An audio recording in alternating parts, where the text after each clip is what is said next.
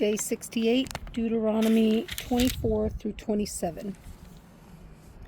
If a man marries a woman who becomes displeasing to him because he finds something indecent about her, and he writes her a certificate of divorce, gives it to her, and sends her from his house, and if after she leaves his house she becomes the wife of another man, and her second husband dislikes her and writes her a certificate of divorce,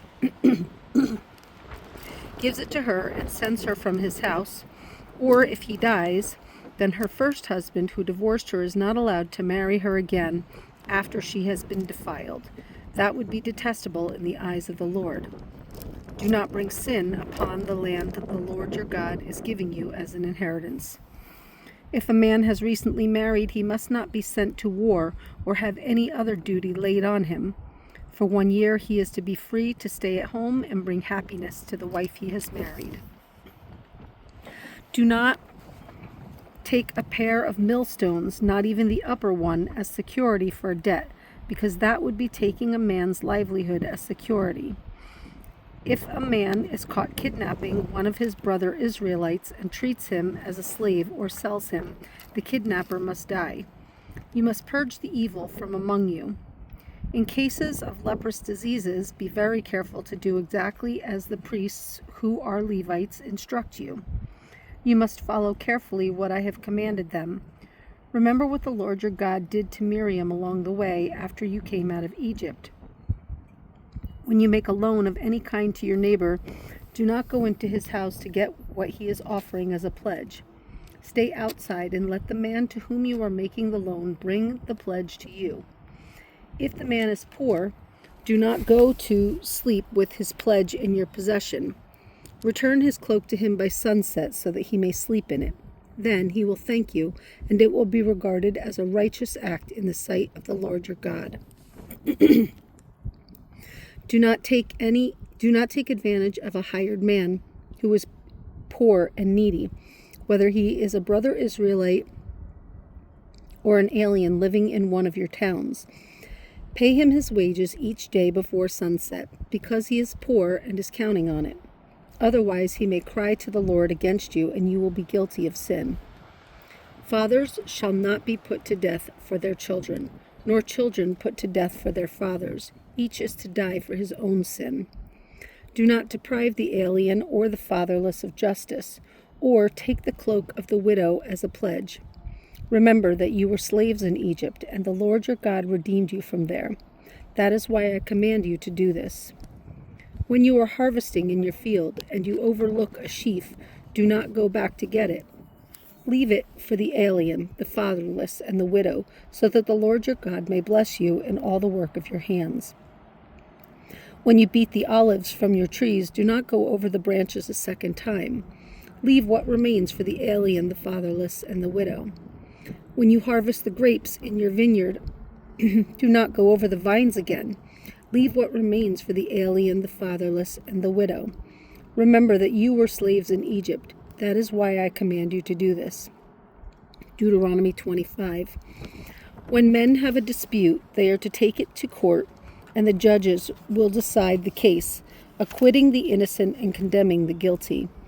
If the guilty man deserves to be beaten, the judge shall make him lie down and have him flogged in his presence, with the number of lashes his crime deserves.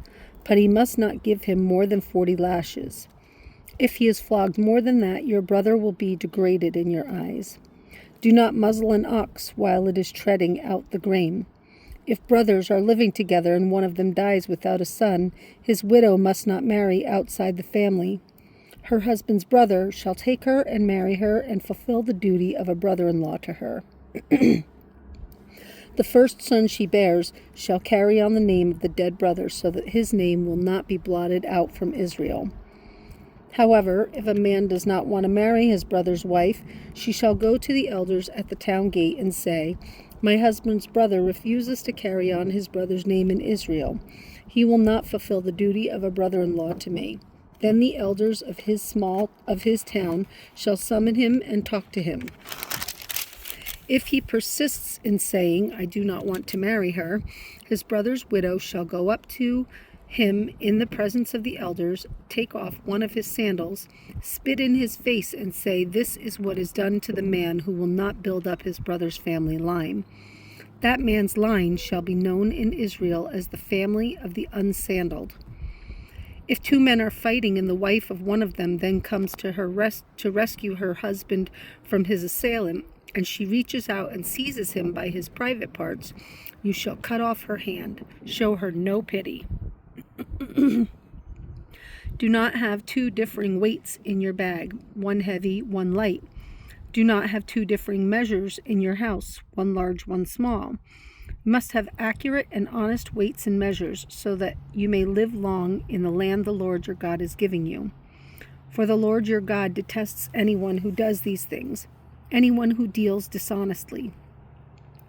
Remember what the Amalekites did to you along the way when you came out of Egypt. When you were weary and worn out, they met you on your journey and cut off all who were lagging behind. They had no fear of God.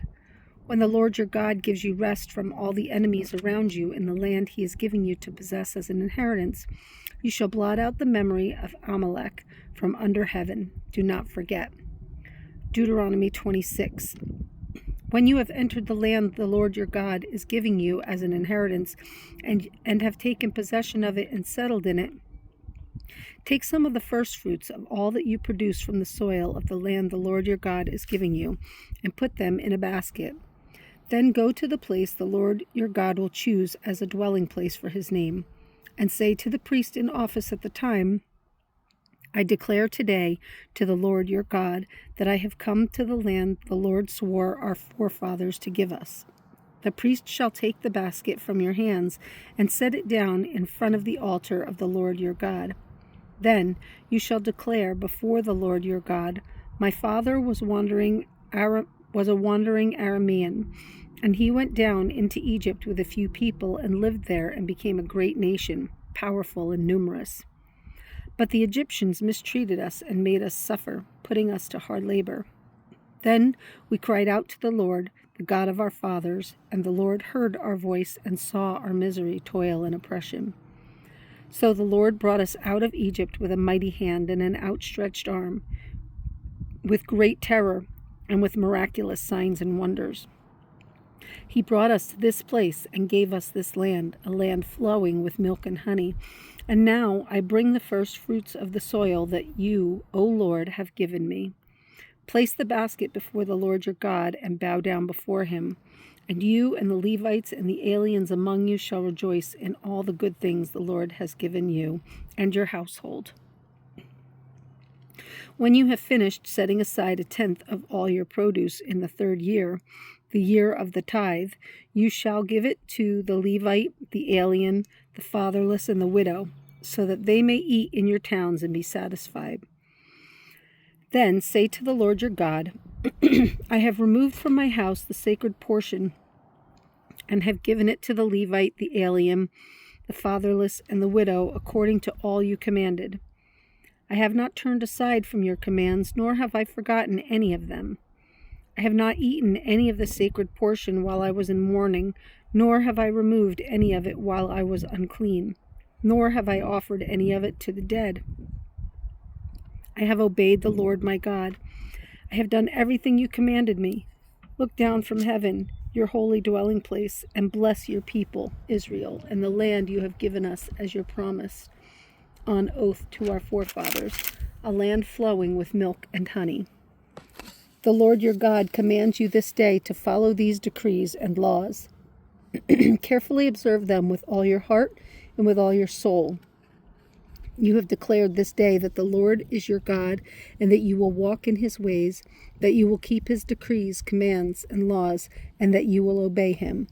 And the Lord has declared this day that you are his people, his treasured possession, as he promised, and that you are to keep all his commands. He has declared that he will set you in praise, fame, and honor high above all the nations. He has made all the nations he has made, and that you will be a people holy to the Lord your God, as he promised. Deuteronomy 27. Moses and the elders of Israel commanded the people, keep all these commands that I give you today. When you have crossed the Jordan into the land the Lord your God is giving you, set up some large stones and coat them with plaster. Write on them all the words of this law. When you have crossed over to enter the land the Lord your God is giving you, a land flowing with milk and honey, just as the Lord, the God of your fathers, promised you, and when you have crossed the Jordan, set up these stones on Mount Ebal, as I command you today, and coat them with plaster. Build there an altar to the Lord your God, an altar of stones. Do not use any iron tool upon them. Build the altar of the Lord your God with field stones and offer burnt offerings on it to the Lord your God. Sacrifice fellowship offerings there. Eat them and rejoicing in the presence of the Lord your God. And you shall write very clearly all the words of this law on these stones you have set up.